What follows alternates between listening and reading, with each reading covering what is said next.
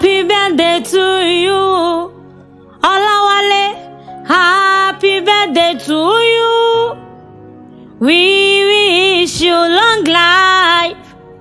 Ìgbà ọdún bí ọdún kan ni. Ìgbà ọdún ó bí ọdún kan ni láyé. Ìgbà ọdún bí ọdún kan ni. Ẹ jẹ́ akẹ́kí mú ogun òye. Ẹ jẹ́ kọ́ Olawale ó ọmọ Ondo ní sọjọ́ ìbí ẹ̀ kí kókó ọdún. Wọn ò rórí Adéfín òun ò rórí Adéfín. Wọn ò rórí Adéfín òun ò rórí Adéfín. Mo ṣe kábíyèsí òun ò rórí Adéfín. Mo jíire ló pọ́lé o. Olawale o, kí ló ṣe tí wo ní jíire? Àfìrìmọ̀jò tí jíire nísàlẹ̀ o. Èmi ló ṣe tí wo ní jíire. Gbéra nílẹ̀ wọ dìde kó ṣe bí ọmọ bá ṣe ń ṣe. Àní ó gbéra nílẹ̀ wọ dìde kó ṣe bí ọmọ Akin ṣe ń ṣe. Ojúmọ́ tó mọ́ lóde tò ní ojúmọ́ owó.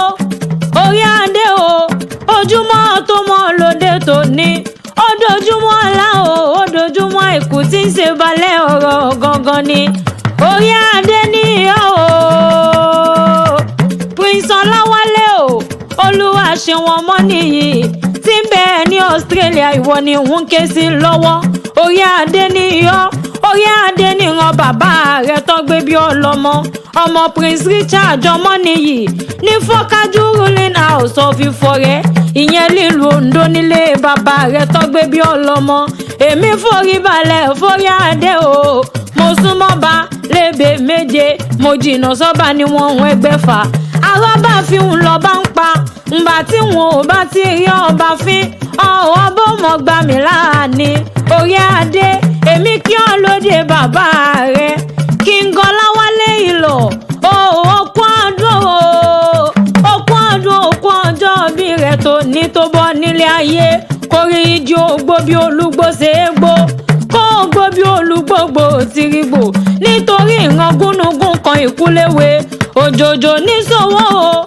Kí owó mọ́lẹ̀ nájà kókó oko lára ọ̀tá ń lé. Ikú oníjẹ́ àgbàgbé rẹ̀. Prince Olawale ó sọdún ọdún yìí. Ó ṣe tẹ̀mí lọ́la dání wáyé. Kórí ijó lè sanko bàbá rẹ̀ pẹ́pẹ́pẹ́. Ikú oníjẹ́ àwa ọtí láwùjọ. Àwọn oníjẹ́ àgbàgbé rẹ̀ lọ́lọ́lọ́run ọba. Ẹkùn ọkọ Angela ṣé wọ́n mọ òun ké sí. Ẹ̀wọ̀ ọkùnrin tó yàyí tó rékété.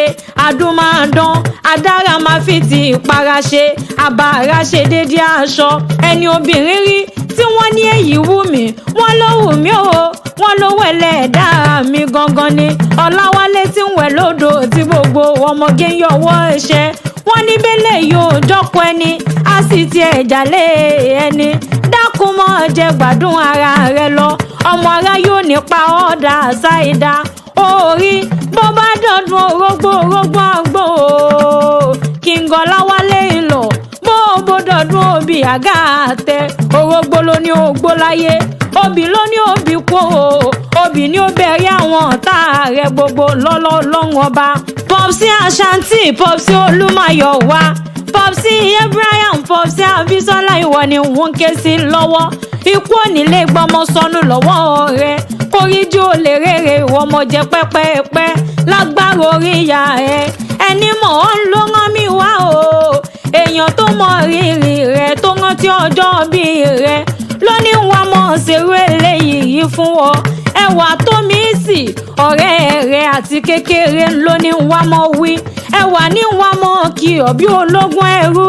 Ó ní Prince Olawale tó rí yẹn ọ̀rẹ́ mi dáadáa ni. Ó ní mọ̀ kí ọ bí ológun ẹrú o. Tòró ní tí mo bá ń kí ọ lọ́wọ́. Ó ló nínú rẹ̀ ni mò ń kí ìhun.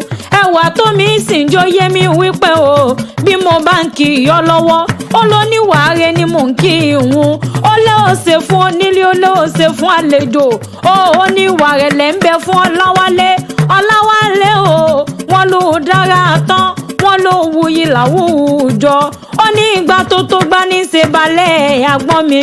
ó ní kọ̀ǹkọ̀ tó kọ̀ǹkọ̀ ní ṣe balẹ̀ odò ẹwà tó mi owó lówó tó bá wọn lójú bá wọn lọ ó ní bó ti ń ṣe náà ni ó mọ̀ ṣe lọ ọlọ́mọ ara yóò nípa ọ̀dà ṣáìdá ẹwà tó mi sìn ọ̀rẹ́ rẹ̀ àti kékeré ló ní wàá mọ̀ ṣeré eléyìí fún ọ ó wá ní bọ́ délé àwọn bàbá rẹ̀ ọmọ onífọ̀rẹ́ o Prince Ọláwálé járelé àwọn bàbá rẹ̀ ọmọ Oǹdó níyọ́ Oǹdó Àrẹ̀yìn Jàjà Ògúnṣẹ̀túndé nílé bàbá rẹ̀ ọmọ adọ́kọ lójú àgbàrá kíyànrin mọ̀gbọ́n sí èjì ní ń gbé níyọ́ o ará alágbẹ̀dẹ ọmọ àwúkọ́gbìnrin bí erin fọ Oǹdó ọmọ amúlágbọ̀rọ̀ amúlágbèrin Àrẹ̀yìn Jàjà Ògúnṣẹ̀túndé Oǹdó bẹ́yìn lẹ́yìn oníjàjà mọ́ o ọ̀jájá ni wọ́n mọ̀ pé yìnbó dọ̀la Oǹdó kan ò gbọ́dọ̀ jẹ́wé ran wọn ò sì gbọ́dọ̀ wá gbòǹgbò bẹ́ẹ̀ èjì ní ń gbé o Ògún ọmọ ronire ará alágbẹ̀dẹ Ọláwálé Olúwaṣeun ọmọ mọ́nìyí tí ń bẹ ní Australia ṣóun gbọ́ mi ní àbò ògbọ́ ará alágbẹ̀dẹ ní bàbá rẹ̀ ọmọ àwúrin ìtúrírọ kò sí onírè wọn òroko nílé yín bí ò sí onírè wọn òyẹ̀nà kò sí onírè wọn ò ti gbòdògbòdò ẹrú síwájú ẹrú onírè nírọ̀kọ́ o ìwọ fábẹ́ wọn rọ̀ ọba fa ọmọ bíbí onírè wọn rẹ̀ Ẹ̀gúnṣẹ́kẹ́lé Ẹ̀múṣẹ́kẹ́lé ni wọ́n rọ nílé àwọn bàbá rẹ̀ èjì ní ń gbé èjì wẹ́rẹ́ kò jẹ́ ń lè nájà sàámbẹ́ òjò wọ̀rọ̀ jẹ́ ń lè nájà tìrè ará alágbẹ̀dẹ ìwọ ni wọ́n ké sí lọ́wọ́ ọmọ adọ́kọ lójú àgbàrá kíyànrin mọ̀gbọ́n sí ni wọ́n kílé bàbá rẹ̀ ìrè ni wá ti ń bọ̀ lò mọ́kọ́ fún mi wá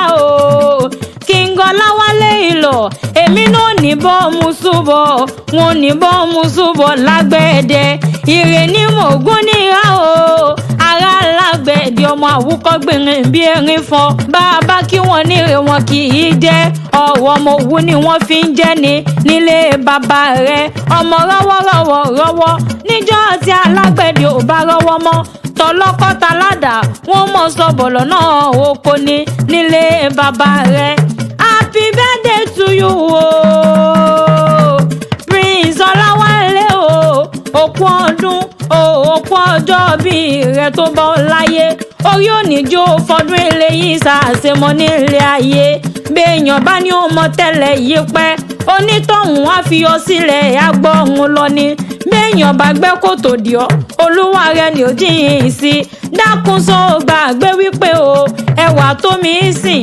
ọ̀rẹ́ rẹ̀ lónìí mọ̀ kẹ́ ọ kí n mọ̀ ṣe kẹ́ rẹ̀ dáadáa èmi ni Debbie Chanta alóyin lóhùn tí wọ́n wí èmi ni Debbie Chanta lóyin lóhùn tí ara